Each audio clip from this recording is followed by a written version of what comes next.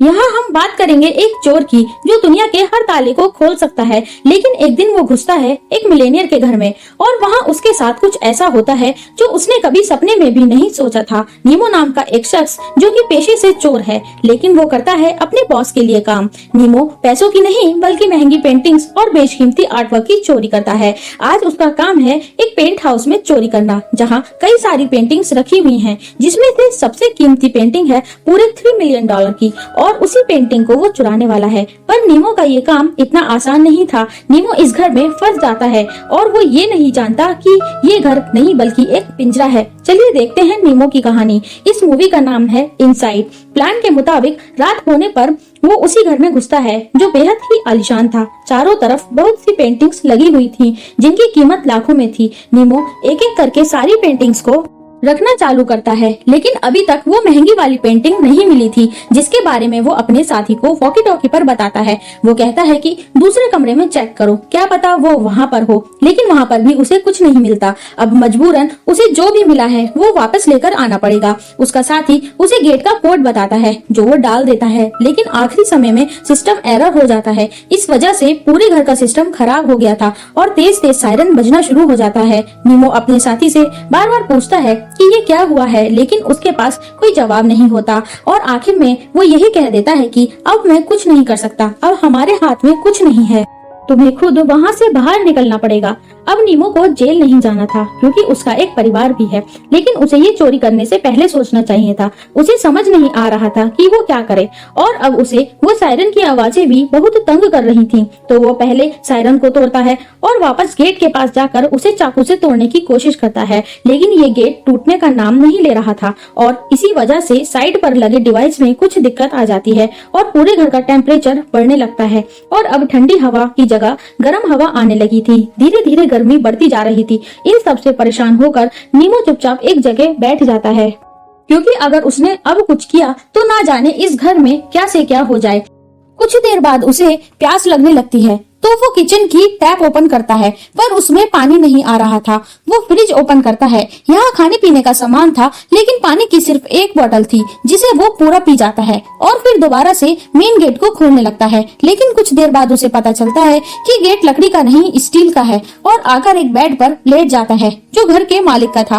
वो सोने की बहुत कोशिश करता है, लेकिन उसे नींद नहीं आती। अब बीच बीच में वो अपने साथी से बात करने की भी कोशिश करता है, लेकिन वहाँ से कोई रिस्पॉन्स नहीं आता। सब लोग उसे वहीं अकेला छोड़कर जा चुके थे। वो उस रात हार थक कर सो जाता है और अगली सुबह वहाँ रखे लैंडलाइन से फोन करने की कोशिश करता है, लेकिन वो भी बंद था। इसके बाद वो पूरे घर को चेक करता है कि शायद वहाँ उसे कुछ मिल जाए, लेकिन उसे कुछ नहीं मिलता।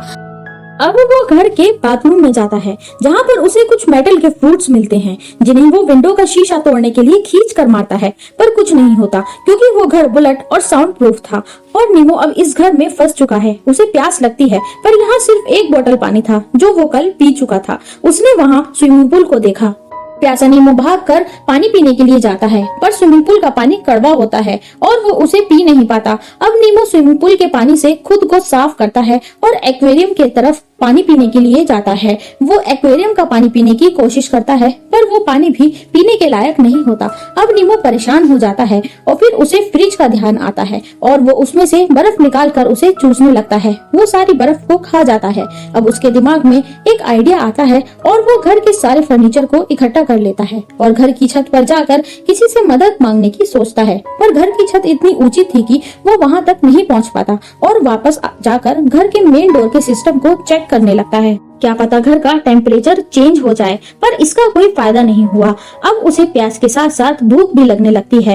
एक फूड केन को खोलते समय उसके हाथ में चाकू लग जाता है और खून बहने लगता है। उसको फिर से फ्रिज का ध्यान आता है और वो उसकी तरफ जाता है। उसे वहाँ थोड़ी सी ठंडक मिलती है और जो बची कुची बर्फ थी वो उसे ही चाटने लगता है। उसको बस अब फ्रिज में ही आराम मिल रहा था, पर वो फ्रिज में पूरा बैठ नहीं सकता था। इसके बाद हम देखते हैं कि बाहर बारिश हो रही है, पर नीमो ना ही तो बाहर जा सकता है और ना ही बारिश में भीग सकता है।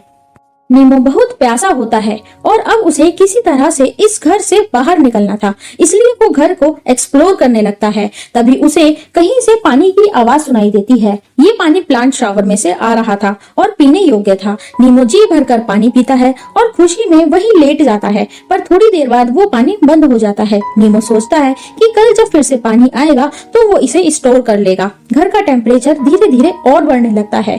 नीमो घर के सारे फर्नीचर और कपड़ों को इकट्ठा करके इस बार छत तक पहुंचने में सफल हो जाता है। नीमो छत से बाहर निकलने का रास्ता ढूंढने लगता है। इतने में उसे सीसीटीवी में घर के बाहर एक हाउसकीपर सफाई करते हुए दिखाई देती है।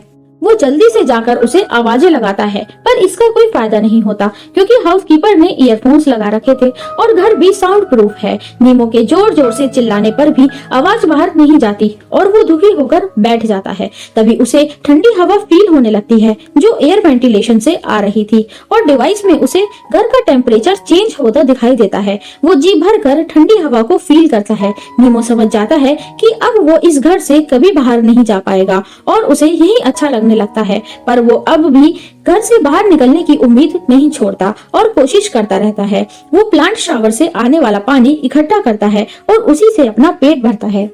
वो घर को एक्सप्लोर करता है और मिलेनियर के कपड़े पहनता है। सीन शिफ्ट होता है और हम देखते हैं कि नीमो कांच के जार को तोड़कर अपने लिए एक चश्मा बनाता है और घर की छत के करीब जाकर उसे तोड़ने लगता है ताकि उसकी आंखों में कुछ चला न जाए और वो बाहर जा सके। वो बहुत देर तक छत पर लगे गिलास को तोड़ता है पर कुछ नहीं होता। फिर वो पास में लगे सीमेंट को तोड़ने लगता है, लेकिन वो भी बहुत ज्यादा मजबूत होता है। वो बहुत थक जाता है और निराश होकर नीचे आ जाता है। दोस्तों, ये एक मिलेनियर का घर है तो घर की सिक्योरिटी इतनी टाइट तो होनी ही थी। इन सब से थक कर उसे भूख लगने लगती है और वो किचन की तरफ जाकर खाने के लिए पास्ता और कॉफी बनाने लगता है। अब आप सोच रहे होंगे कि जब यहाँ खाने का सामान है तो क्या परेशानी है, पर वो ये सब ठंडे पानी में बनाता है। नेक्स्ट सीन में हम देखते हैं कि वो आते जाते लोगों को सीसीटीवी में देखकर खुश होता है और मन लगाता रहता है क्योंकि घर में तो वह बिल्कुल अकेला होता है। अब आपको भी नीमो में थोड़ा चेंज दिख रहा होगा। ऐसा इसलिए हो रहा है क्योंकि नीमो ने काफी दिन से किसी से बात नहीं की और न ही किसी से मिला है। धीरे धीरे घर का टेम्परेचर और कम हो रहा है और यहाँ बर्फ गिरने जैसा माहौल बन रहा है जो कि नीमो के लिए और मुसीबत बनने वाला है। वो हिम्मत करके फिर से ऊपर चढ़ता है और छत के गिलास के साइड में लगा सीमेंट तोड़ने लगता है और काफी सीमेंट तोड़ भी देता है, लेकिन ठंड बढ़ने की वजह से वो उस डिवाइस के पास जाकर टेम्परेचर बढ़ाने की कोशिश करता है, पर उसे उस डिवाइस को ऑपरेट करना नहीं आ रहा था। पर उसने धीरे धीरे छत के सीमेंट तोड़ दिया था, पर उसके नीचे लोहे की एक परत थी जिस पर स्क्रू लगे थे। यह देखकर वो उदास हो जाता है और नीचे आकर बैठ जाता है। वहीं उसे एक कबूतर दिखाई देता है जो कि बाहर बैठा था और उसी की तरह उदास व मजबूर था क्योंकि उसके पंखों पर चोट लगी हुई थी। नीमो उस कबूतर से बात करता है और कहता है कि मेरे भाई के पास जाकर बोलो कि मुझे यहाँ से बाहर निकाले, मैं यहाँ फंस गया हूँ और मेरी तबीयत भी खराब होती जा रही है। नीमो के पास अब करने के लिए कुछ भी नहीं था। वो शरीर और दिमाग दोनों से थक चुका था। अब वो फ्रस्ट्रेट होकर घर के सारे सामान को बर्बाद करने लगता है। वो उस सारी महंगी पेंटिंग्स को भी खराब कर देता है जिनको वो चुराने के लिए आया था।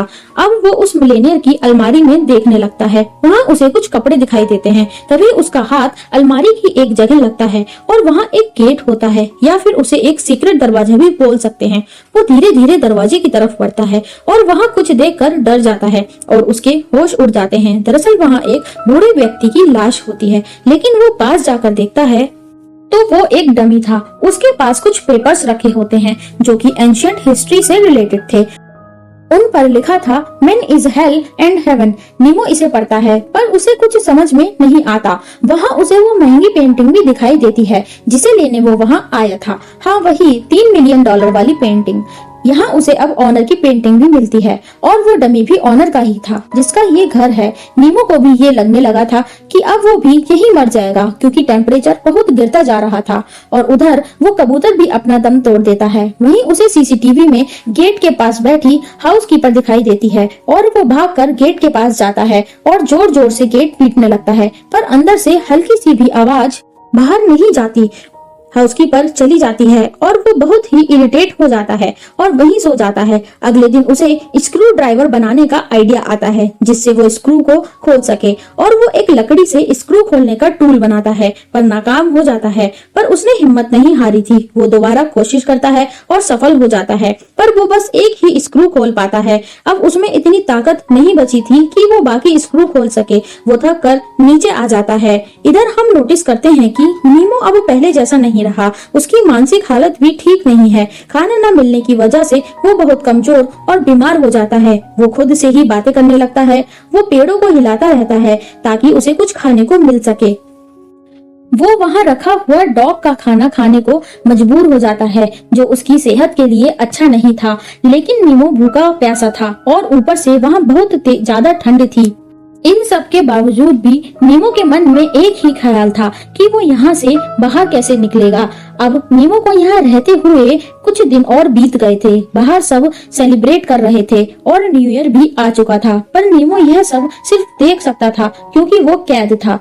अब नीमो को कुछ सपने आते हैं और वो उसमें उसी हाउसकीपर को देखता है कि हाउसकीपर घर में आ गई है और उसने नीमो को आजाद कर दिया है। वो पीछे की तरफ लेट जाता है, तभी उसकी नजर फायर अलार्म पर पड़ती है और उसे एक आइडिया आता है कि अगर वो इस अलार्म को ऑन कर दे तो बाहर के लोग आवाज सुनकर अंदर आ जाएंगे और वो आजाद हो जाएगा और वो इस पानी को पी भी सकेगा। वो पेपर्स को इकट्ठा करके सनलाइट आने का वेट करता है। नेक्स्ट मॉर्निंग सनलाइट से वो पेपर्स में आग लगा देता है और आग को फायर अलार्म के पास ले जाता है जिससे अलार्म बजने लगता है और पूरे घर का शावर सिस्टम ऑन हो जाता है। चारों तरफ पानी गिरने लगता है, लेकिन एक बार फिर वही होता है। पूरे घर में पानी भर गया था पर बाहर किसी को कानों कान खबर नहीं थी कि अंदर क्या हो रहा है। यहाँ नीमो को पछतावा होता है कि अमीर बनने के चक्कर में वो चोर बना और आज उसकी ये हालत है कि कोई उसे देखने वाला भी नहीं है। इससे तो वो गरीब ही अच्छा था, उसे पूछने वाले पड़ोसी थे और ख्याल रखने वाला उसका परिवार था।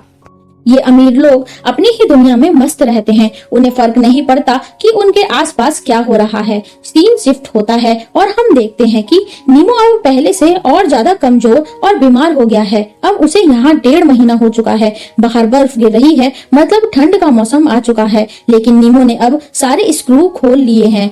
अब वो बाहर जाने वाला है, लेकिन जाने से पहले वो घर की दीवारों पर कुछ बातें लिखता है जिसमें वो घर के मालिक से कहता है कि मैंने आपके पूरे घर को बर्बाद कर दिया है, जिसके लिए मैं आपसे माफी मांगता हूँ, पर कुछ कहना भी चाहता हूँ। ये घर नहीं है, ये एक जेल है। इसके बाद हमें पता चलता है कि नीमो ने उस विंडो को पूरा खोल लिया है और अब वो इस घर से बाहर चला जाता है। पर आपको बता दें कि इस विंडो के आसपास कोई ऐसी जगह नहीं थी कि नीमो वहाँ से बाहर जा सके। अब या तो नीमो ने वहाँ से कूदने की कोशिश की होगी, यदि ऐसा किया होगा तो वो मारा गया होगा, या फिर उसने किसी को बुलाने की कोशिश करी होगी और उसकी जान बच गई होगी। आपको क्या लगता है कि नीमो को किसी की मदद मिल गई होगी या वो मर गया होगा? हमें कमेंट बॉक्स में बताएं। स्टोरी अच्छी लगी हो तो लाइक करें और चैनल को सब्सक्राइब करना ना भूलें। मिलते हैं आपसे अगली वीडियो में।